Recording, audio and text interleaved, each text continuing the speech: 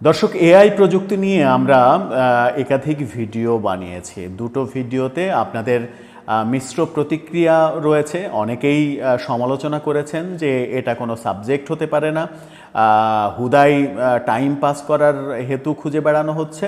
আবার অনেকে কংগ্রাচুলেট করেছেন, অনেকে বলেছেন অসাধারণ কন্টেন্ট, অনেকে আবার তাদের মতামতও জানিয়েছেন যে এই প্রশ্নটা করুন, ওই প্রশ্নটা করুন। যা পজিটিভ রেসপন্সই আপনাদের সবথেকে বেশি আমরা পেয়েছি। তাই আমরা সিদ্ধান্ত নিয়েছি বাংলাদেশের প্রেক্ষাপটে আরও দুটো গুরুত্বপূর্ণ বিষয়ে এআইয়ের সাপোর্ট আমরা নেব। দুটো ভিডিও বানাবো। একটা, শেখ হাসিনা আদৌ ফিরতে পারবেন কিনা, এবং আর একটা ভিডিও আমরা তৈরি করব, সেটা হচ্ছে যে বিএনপির ভারপ্রাপ্ত চেয়ারম্যান তারেক রহমান তিনি যে বিদেশে রয়েছেন, তিনি দেশে ফিরছেন না কেন, কবে ফিরবেন, ফিরলে কি অবস্থা হবে, নেতাকর্মীদের চাহিদা মতো তিনি দ্রুত ফিরবেন কিনা। চলুন আজকের আলোচনায় শেখ হাসিনার প্রত্যাবর্তন নিয়ে কথা বলি। শেখ হাসিনার প্রত্যাবর্তন নিয়ে আমরা এআইয়ের সঙ্গে কথা বলেছি। এআই বেশ মিশ্র প্রতিক্রিয়া জানিয়েছে এবং কিছু শর্ত দিয়ে বলেছে যে এই শর্তগুলো যদি পূরণ হয় তাহলে শেখ হাসিনা প্রত্যাবর্তন করতে পারেন বাংলাদেশে। এআই আমাদেরকে দুটো ছবি এঁকেও দিয়েছে, সেই ছবিগুলো আপনাদেরকে দেখাবো। সব মিলিয়ে আলোচনা করবো এই ভিডিওতে। থাকবেন পলিটিক্স টিভির নিয়মিত আয়োজনে।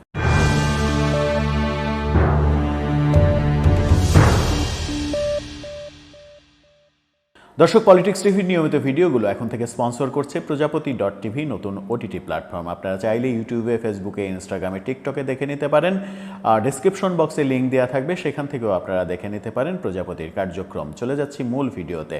বলছিলাম, এআইকে আমরা শেখ হাসিনার প্রত্যাবর্তন নিয়ে জিজ্ঞাসা করেছিলাম। শেখ হাসিনা কি ফিরবেন, ফিরতে পারবেন, ফেরার মতো বাস্তবতা কি রয়েছে? শেখ হাসিনাকে নিয়ে যে আওয়ামী লীগের লোকজন নানা ধরনের আলোচনা করছেন, শেখ হাসিনা আজকে ফিরবেন, কালকে ফিরবেন, মার্চে ফিরবেন, এপ্রিলে ফিরবেন, এখন শোনা যাচ্ছে মে জুনে আওয়ামী লীগ বড় ধরনের কোনো শোডাউন করবে। এরকম নানা আলোচনার ভিড়ে আমরা এআইয়ের শরণাপন্ন হয়েছি। এআইকে আমরা প্রথম যে প্রশ্নটা করেছিলাম সেটা হচ্ছে, শেখ হাসিনার বর্তমান রাজনৈতিক বাস্তবতা ও ভবিষ্যৎ ফেরার সম্ভাবনা বিশ্লেষণ করলে গুরুত্বপূর্ণ কিছু বিষয় সামনে আসে। উত্তরে এই শিরোনামটাই দিয়েছে এআই। আমরা প্রশ্ন করেছিলাম যে শেখ হাসিনা বর্তমান বাস্তবতায় শেখ হাসিনার দেশে ফেরার সম্ভাবনা কতটুকু। এআই বলছে যে কিছু বিষয় বিশ্লেষণ করলে বেরিয়ে আসবে তার বাস্তবতা কতটুকু। সেই ক্ষেত্রে বলছে, বর্তমান প্রেক্ষাপট 2025 সালের প্রেক্ষাপট যদি বিবেচনা করা যায় তাহলে ক্ষমতা হস্তান্তরের পরিণতি, বর্তমান সরকার অন্তর্বর্তীকালীন ও অনেকেই একে একটি নতুন রাজনৈতিক পর্বের সূচনা হিসেবে দেখছেন। ভারতের সঙ্গে সম্পর্কের ব্যাপারে এআই বলছে, শেখ হাসিনার ভারতের সঙ্গে দীর্ঘদিনের সুসম্পর্ক রয়েছে। ভারত সবসময়ই তাকে বিশ্বস্ত মিত্র হিসেবে দেখছে।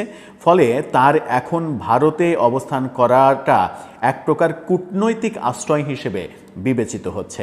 আন্তর্জাতিক চাপ ও মানবাধিকার প্রসঙ্গে এআই বলছে, তার শাসনামলের শেষ দিকে আন্তর্জাতিকভাবে কিছু সমালোচনা এসেছে গণতন্ত্রের সীমাবদ্ধতা, মিডিয়ার স্বাধীনতা ও বিরোধী দলের দমন নিয়ে। ফলে পশ্চিমা দেশগুলো এখন অনেক বেশি সতর্ক রয়েছে এই ব্যাপারে। ফেরার সম্ভাবনা রয়েছে কিনা সেই ব্যাপারে এআই বলছে, পরিপ্রেক্ষিত বিশ্লেষণ করছে এভাবে যে আন্তর্জাতিক সমর্থন মেলে যদি ভারত যদি জোরালোভাবে শেখ হাসিনাকে ফেরানোর পক্ষে লবিং করে আর মার্কিন যুক্তরাষ্ট্র নিরপেক্ষ থাকে, তবে তার ফেরার সুযোগ তৈরি হতে পারে। অর্থাৎ যুক্তরাষ্ট্র যদি পক্ষ অবলম্বন নাও করে, যদি নিরপেক্ষ থাকে, ডক্টর ইউনূস সরকারের দিকে যদি হেলে না পড়ে, তাহলে শেখ হাসিনার ফেরার সম্ভাবনা থাকতে পারে। আইনগত নিষ্কৃতি যদি তার বিরুদ্ধে কোনো মামলার ঝুঁকি না থাকে বা নিষ্কৃতি মেলে, তবে দেশে ফিরে আসা আরও বাস্তবসম্মত হয়ে উঠবে। জনমত ও রাজনৈতিক সমর্থন দেশে এখনও আওয়ামী লীগের এক বিশাল অংশ তার পক্ষে আছে। সেই জনভিত্তি যদি সঠিকভাবে সংগঠিত হয়, সেটা তাকে ফেরার বৈধতা দেবে। এআই আবার বলছে যে একটা কাল্পনিক দৃশ্য কল্পনা করি যে একদিন সকালের রোদে হজরত শাহজালাল আন্তর্জাতিক বিমানবন্দরে একটা বিশেষ ফ্লাইট নামলো। সাদা শাড়িতে শেখ হাসিনা নামছেন, চোখে চশমা, তাকে অভ্যর্থনা জানাতে এসেছে হাজারো মানুষ। তিনি বললেন, আমি এসেছি দ্বন্দ্ব নয়, সংলাপের বার্তা নিয়ে। সেরকম একটা ছবিও এআই দেখিয়েছে। এবং এই ছবির প্রেক্ষিতে, যে ছবিটা আপনারা দেখে নেন, সাদা শাড়িতে অনেক বেশি বয়োবৃদ্ধ মনে হচ্ছে শেখ হাসিনাকে, যেন চেনাই যাচ্ছে না। সেই ছবির প্রেক্ষিতে আমরা প্রশ্ন করেছিলাম যে এই ছবি দেখে তো মনে হচ্ছে যে শেখ হাসিনার ফিরতে বহু বছর সময় লাগবে, তুমিও কি তাই মনে করো? এআই বলেছে যে বর্তমান বাস্তবতাটা সেরকমভাবেই তুমি কল্পনা করতে পারো, তবে কিছু কিছু বাস্তবতা যদি দ্রুত বদলে যায় তাহলে সেটার ব্যত্যয় ঘটতে পারে, এবং সেই ব্যত্যয়টা যদি ঘটে তাহলে ছবিটা কেমন হতে পারে সেটাও এআই দেখিয়ে দিয়েছে। এই ছবিটা দেখুন, যেখানে রঙিন শাড়িতে শেখ হাসিনাকে অন্যরকম মনে হচ্ছে। অর্থাৎ এআই দুই ধরনের ভাষ্যই দিয়েছে, যে দুই ধরনের ঘটনাই ঘটতে পারে। যদি সব কিছু ভারত, যুক্তরাষ্ট্র যদি পক্ষে থাকে, বাংলাদেশে যে জনসমর্থন আছে সেই জনসমর্থন যদি গর্জে উঠতে পারে তাহলে তার ফেরাটা সম্ভব হবে দ্রুত, নতুবা তার ফিরতে ফিরতে হয়তো তিনি বয়োবৃদ্ধ হয়ে যাবেন। সাদা শাড়িতে খুবই বয়স্ক একজন মহিলা মনে হবে তাকে, যদিও শেখ হাসিনার বর্তমান বয়স ৭৮ বছর হয়ে গেছে। এআই এর পরে যেটা বলছে সেটা হচ্ছে যে ওই বয়োবৃদ্ধ ছবিটা বিষয়ে বলছে যে ছবিটার আবহ এসেছে যা, তাতে যেন সময়ের ভার, অভিজ্ঞতার গন্ধ আর দীর্ঘ প্রতীক্ষার ক্লান্তি মিলেমিশে এক গভীর অনুভব তৈরি করে। যেন এক নেত্রীর না বলা গল্প ফুটে ওঠে মুখের রেখায়, চশমার পেছনের দৃষ্টিতে। রাজনীতি তো শুধু কৌশল নয়, একটা সময়ের সাথে একটা গভীর মানসিক ও আবেগের সংগ্রাম। তোমার ভাবনা থেকে বুঝতে পারি তুমি শুধু ঘটনাগুলো দেখো না, তুমি তার গভীরতাও অনুভব করো। এটা একজন নাট্য ব্যক্তির চোখ। অর্থাৎ যেভাবে প্রশ্ন করেছিলাম সেটাকে সে নাটকীয় হিসেবে উপস্থাপন করার চেষ্টা করেছে।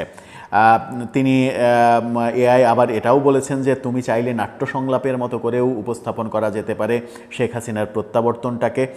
তারপরেই সে লিখেছে যে তার পায়ের নিচে ঝরে পড়া ধুলোর শব্দে যেন বাজে ইতিহাসের প্রতিধ্বনি, আর সেই সাদা শাড়ির ভাঁজে লুকিয়ে আছে হাজারো ভুল, ক্ষমা আর এক বিনীত প্রত্যাবর্তন। এরপরে যেটা এসেছে সেটা হচ্ছে যে তাকে যখন আমরা বলেছি যে দ্রুত ফেরার সম্ভাবনা যদি থাকে তাহলে ব্যাপারটা কেমন হতে পারে, তখনই সে এই রঙিন ছবিটা দেখাচ্ছে। এআইও স্পষ্ট, এআইয়ের ব্যাখ্যাটা যদি আমরা একটু খুব সংক্ষেপে বিশ্লেষণ করি তাহলে এটা বোঝা যায় যে সেও আন্তর্জাতিক রাজনীতিটা খুবই এক্সপার্টের চোখে দেখছে। আন্তর্জাতিক রাজনীতিতে ভারত যদি শেখ হাসিনার পক্ষে দুতিয়ালি করে, উঠে পড়ে লাগে, যদিও গতকালকের এক ভিডিওতে আমরা বলেছিলাম যে ভারত কখনোই প্রকাশ্যে নগ্নভাবে সাপোর্ট করবে না, কূটনৈতিক সাপোর্ট করবে, ব্যাক চ্যানেলে সাপোর্ট করবে। এবং আজকে প্রত্যাবর্তন বিষয়ে এআই যেটা বলছে সেটা হচ্ছে যে যুক্তরাষ্ট্র যদি পক্ষ অবলম্বন নাও করে, যদি নিরপেক্ষ থাকে, তাহলে সেটা শেখ হাসিনার জন্য মঙ্গল হবে।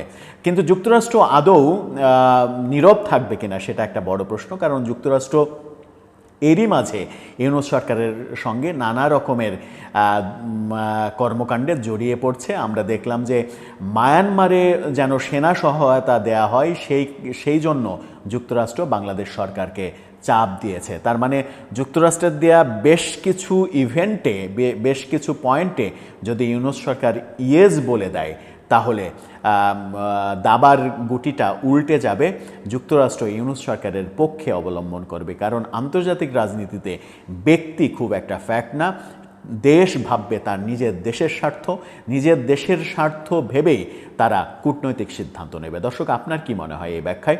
আপনার মতামত জানিয়ে লিখতে পারেন আমাদের কমেন্ট বক্সে।